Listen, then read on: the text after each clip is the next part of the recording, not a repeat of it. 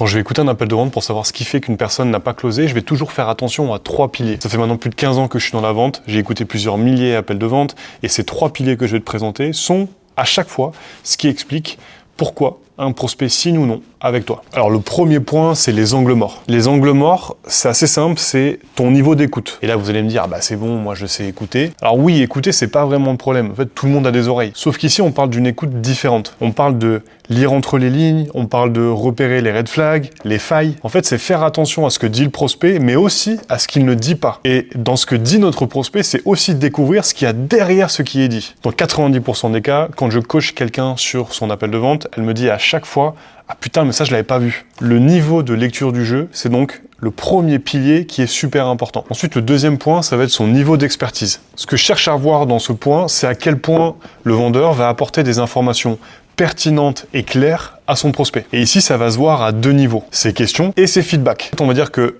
d'un côté, tu vas avoir le commercial qui va rester en surface dans ses questions, ses réponses et la valeur qu'il va apporter. Et de l'autre côté, tu vas avoir le commercial qui sera tellement bon dans ce qu'il vend qu'il arrivera à faire réaliser au prospect qu'il a des problématiques et des besoins qu'il n'avait même pas conscientisés avant même de venir lui parler. Par exemple, nous on a des dirigeants qui viennent nous voir pour former leurs commerciaux au traitement d'objections. Pour le dirigeant, son besoin pour améliorer ses ventes, c'est de former ses commerciaux au traitement d'objections, de leur donner des techniques et des méthodes pour traiter les objections. Sauf que pour nous, on sait que c'est quasiment jamais un problème de traitement d'objections, mais plutôt des problèmes qui sont liés à la posture ou à la méthodologie de vente. Et au final, ils vont acheter un programme de notre côté pour aider leurs commerciaux à améliorer leur découverte client, à améliorer leur posture, là où eux pensaient qu'à la base, c'était simplement du traitement d'objections dont ils avaient besoin. Parfois, tu peux complètement faire basculer une vente et signer juste parce que tu as posé la bonne question ou parce que tu auras donné 1 ou 2 informations tellement précise et tellement impactante que